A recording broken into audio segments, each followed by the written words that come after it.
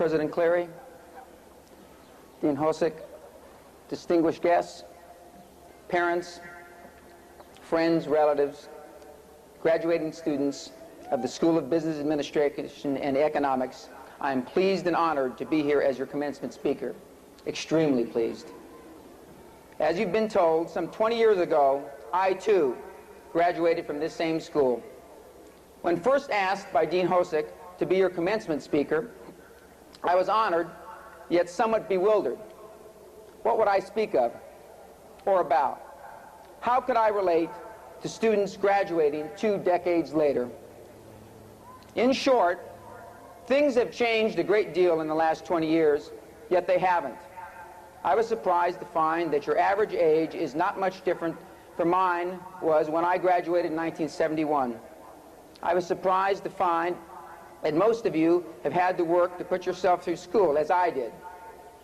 Most of you were born during the Vietnam War.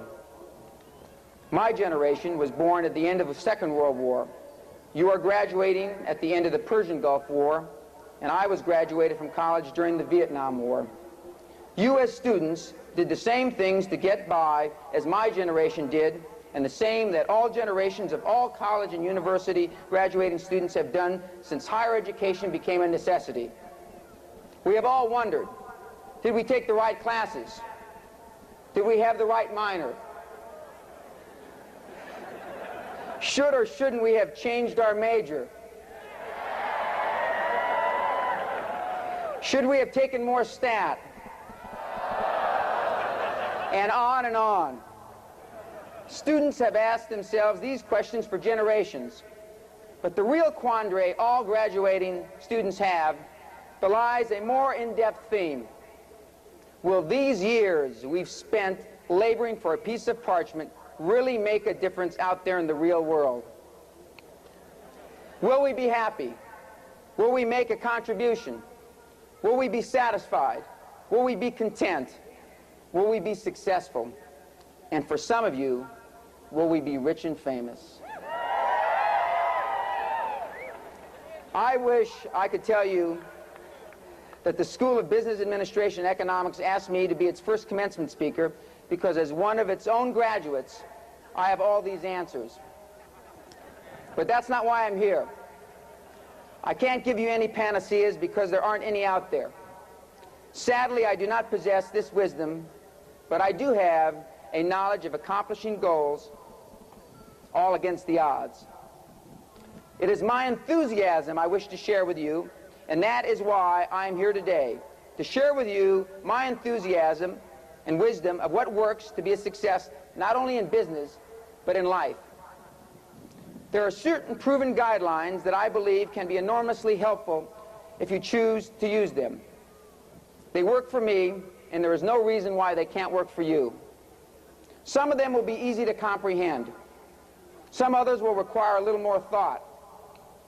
And then, my fellow graduates, there will be things I say to you that you will need a great deal of blind faith to follow. I've been exactly where you are now. This advice comes from my deepest convictions of what it takes to survive in the world of business today. My speech this morning will treat the following points. 1, your college education and what you have really received. 2, how business perceives recent graduates and what will be expected from you.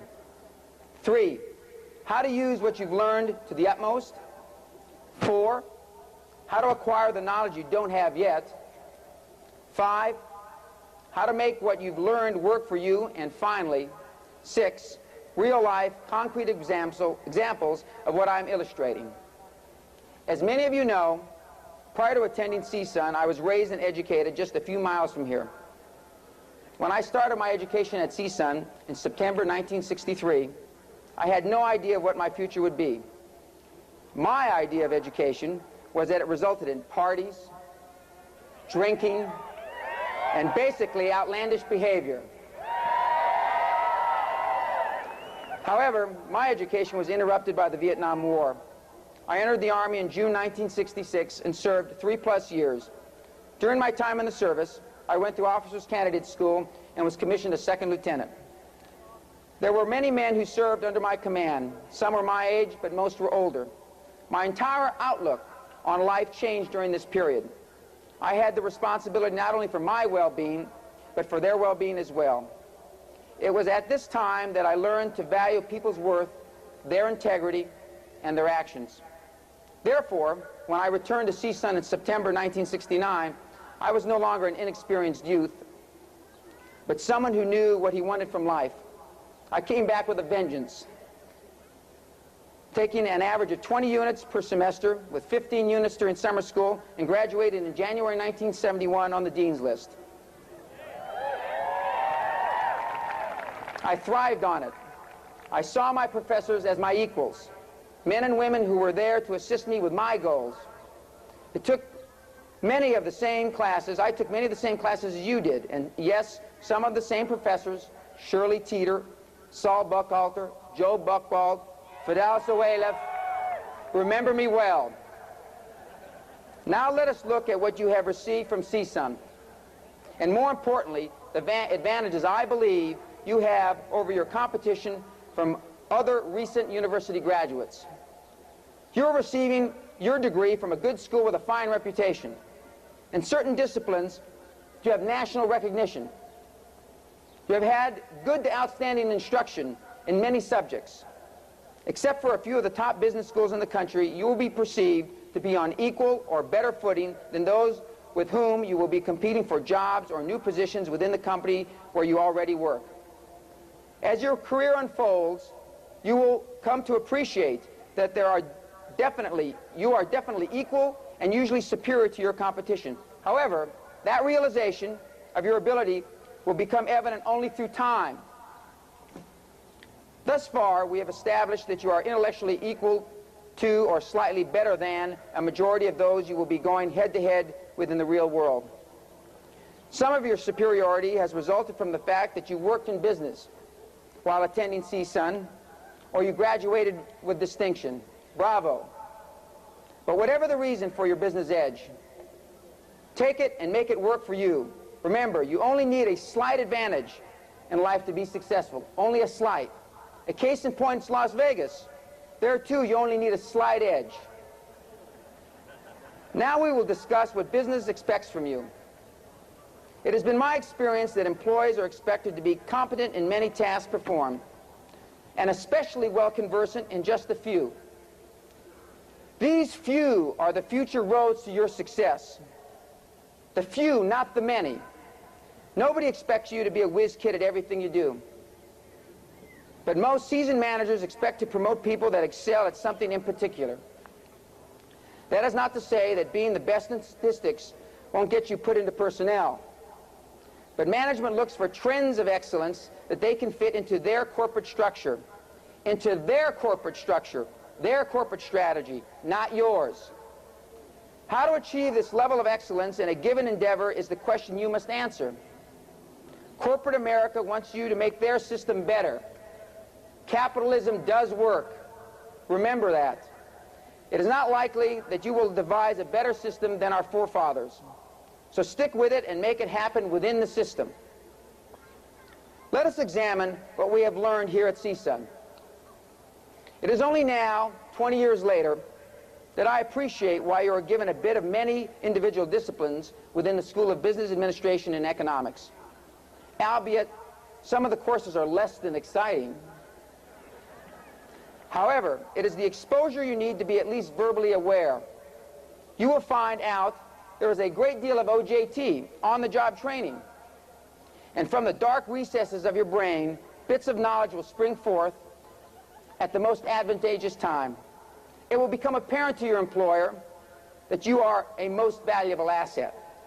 For example, you have studied finance as your core discipline, but there is potentially an opportunity in marketing. Because you have read much about marketing, you are not shut out or boxed in early on in your career. The bottom line, always be prepared to take opportunities where you find them. Be courageous. Take that chance. You will be rewarded. Now that you have mastered the preliminaries of getting ahead, let me focus on the harder to fathom portion of your career path. You must not only keep abreast of everything in your area, you must feel and provide an opportunity to excel. Managers are aware that it takes time and a lot of effort to be conversant in another area. And you may ask, why is this the most difficult part of your career path? Well, ladies and gentlemen, this additional education will be acquired while you are working. Most or all of your leisure time will be used for the purpose of educating yourself. Your formal education has ended, but your real education has just begun. Some people call this part of self-growth the school of hard knocks, but it doesn't have to be. There will be disappointments, but if you keep up your perseverance, they should pale in comparison to your many successes and accomplishments. The perseverance that I speak of is the same perseverance that each of you has exhibited, bringing you here to this moment today. And fellow business and economic graduates, that is what really differentiates you from most of the working masses. You persevered in the good times, but especially in the face of many adversities. We all know these adversities because we have shared them together. Now for the last and probably the hardest guideline to digest vis-a-vis turning your education into what you want. On this point, I've given a great deal of thought. I want to say the right things, and yet I don't want to make it sound so unrealistic that it becomes a self-fulfilling turnoff. Making a success out of yourself, whatever that means to each and every one of you, is about commitment. Commitment to yourself and to your loved ones. It's about all the corny things that we have heard since we were children. It's about great men and women since the beginning of time. People such as Joan of Arc, Abraham Lincoln, Golda Meir, Martin Luther King, and Margaret Thatcher. All of these men and women had one thing in common. These were people who chose to be committed to a principle, such as Abraham Lincoln, the freeing of the slaves, Golda Meir, the bringing together of the Middle East with a newly formed nation of Israel, Martin Luther King, equal rights for all, and Margaret Thatcher, a new British economy. But we don't have to look for examples of commitment on a national or worldwide basis. We can look right here at CSUN and our own School of Business Administration and Economics. We can look right here at the podium. We can look at President Cleary as a man of commitment. When I returned from my military service to CSUN in September 1969, Dr. Cleary had just assumed his new position. I know how this school has changed for the better in countless ways. Without the commitment of purpose shown by Dr. Cleary and many of his staff, the benefits we have enjoyed over the years would have been nothing more than an intellectual exercise. President Cleary is definitely one of these men and women who knows about commitment. He had a dream about this institution and what it could become, and without his constant perseverance, this would not be the fine university it is today. It goes further to the present dean, Dean Hosick, and the deans of past, some of whom I've known personally. And they all had their dreams of what might be, and some of those dreams have come true, and some will come true in the not-too-distant future. I speak notably of our soon-to-be-constructed School of Business Administration and Economics. Do you think it was easy to get this concept, let alone the dollar amount, through all the committees and budgetary process and legislation? It took commitment to an idea and iron-willed perseverance for many, many years. Now to the theme which is very important to me. That is commitment in oneself and to another human being. Most people would automatically think of one's spouse, parent, or child. But I'm speaking about a different kind of bonding commitment that transcends marriage and parenthood. In my life, I've been extremely fortunate. I met a professor here at CSUN who at the time was Associate Dean, who believed in me at a time when not many did. He allowed me to take up to 26 units a semester when everyone else advised me not to. I take this opportunity to thank Dr. Jim Bennett. You're a man committed to the system of education and to its students.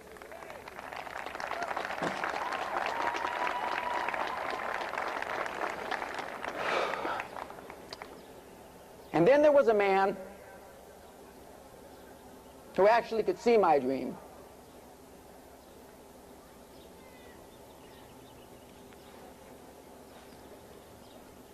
His name was Charlie Soliday. Together we dreamed of a natural resources company, and that company exists today. He and I went against all the odds, but he believed in me. Unfortunately, his untimely passing at age 40 never allowed him to see the dream come to fruition. Now, I not only carry my commitment, but his commitment as well. These special acts of purpose are never forgotten, and without the Jim Bennetts and the Charlie Solidays, there would be no point in dreaming. Notwithstanding everything I've said to this point, all of you will not achieve everything you set out to accomplish. But I can guarantee you, if you don't set goals and standards for yourself early on, you will have little chance to achieve even the most rudimentary status in life. For those of you that have very definitive aspirations, such as VP of Marketing, CFO, VP of Personnel, or CEO, practice within when you're without. This means simulate the position you aspire to fill in various situations. You will be surprised how much it will be like déjà vu when it comes to fruition. You will have already been there and experienced the action before. We have already done it as children. How many times have you practiced asking your parents for something? How many of us have practiced asking someone out for a first date or a prom? Believe me, it works. You come to realize very quickly that many of the principles that I'm referring to have been used by you and your contemporaries already. I'm not suggesting you reinvent the wheel. I'm suggesting that you expand your horizons and use these already proven principles that have worked for many, myself included. Of these principles, two of the most difficult yet extremely effective to grasp are: act as if you had no limits to your abilities, and perhaps the most notable thing I'll say today, you must act with great enthusiasm in everything you do. If you think back, you'll be able to think of situations where the person who exhibited the can-do, positive and enthusiastic attitude got the nod or opportunity. And fellow graduates, what you will come to realize early on in your career is all you need or want is the opportunity to excel. Just the opportunity, and the rest will take its natural course. How many times have you wished you had done something but didn't, then wished you had? Virtually all of us have experienced this. If you merely reduce such occurrences, your career goals will be enhanced. Now I will relate an example that exhibits these concepts. An example that is real and understandable about myself and the natural resources company I co-founded 9 years ago, of which I am still chairman and CEO. The other two co-founders who were part of my dream team, and how we reacted in our first 5 years of existence, which happened to be the most devastating period for energy companies in 50 years. Let me put the situation in perspective. After the second oil embargo in 1979, oil prices rose to $40 a barrel. In the early 80s, then plummeted to $8 a barrel by mid-1986. Our company was founded on Friday, July 13th, 1982, with $820, a phone, and a leased fax machine. None of us had any real oil or energy experience to speak of, least of all me. Now it's 1987, and I am being interviewed by a London-based newspaper, and I was asked how in the most trying period the energy business has ever known, 1982 to 1987, called by some a 5-year depression, did Great Western Resources Incorporated become the fastest growing natural resource company in the United States with assets of near $300 million. I thought for a microsecond and fired back with as much enthusiasm as I could. We always act as if we had no limits to our abilities, and we decided not to participate in the energy depression. I told him it didn't hurt us not knowing it was the worst of times, because we had no experience, bad or good. But more importantly, we always simulated positive occurrences. We would have been surprised if we hadn't succeeded. The reporter looked stunned and went on to the next question. I tell you this story not to make light of all the tremendous hard work that it takes to become successful and fulfilled. It is not easy, but it is attainable if you have the real desire to get down and roll up your sleeves. It's like raising children. If you have the true grit to stick with it, especially during adversity, and are willing to go the extra mile in a positive and enthusiastic manner, you'll make it. I guarantee it. Another example of what I've illustrated this morning was to have a dream. I have dreamed many times of being here today, of giving this commencement speech. I believe it's because I had something that needed to be shared with you. It's my way of saying thank you, CSUN, for all that you've done. And also, I hope someday I would have an opportunity to help lay out a framework for the future for graduating students. Everything I've discussed today really works. It's not theory or rhetoric. Notwithstanding, I've told you to have faith in some instances. It is not faith you will be rewarded in the afterlife. It is faith that will be rewarded in this life. And that's why you went to college in the first place. There is no doubt in my mind, and there should be none in yours. We have shared experiences others cannot duplicate. Remember, we are one, we are the same. We are CSUN graduates of the School of Business Administration and Economics.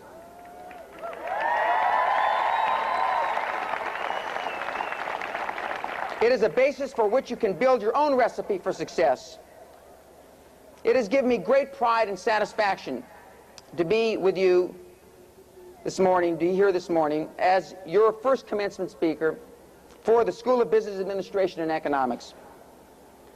In closing, I'd like to read something that was written to me by my father long before I attended CSUN. The future is yours. Approach it with honesty and ambition, with a will to fight for the rights of mankind. Always balance the rights of mankind with the rights of society. Have faith in yourself and faith in people. For if you trust no one, you cannot trust yourself.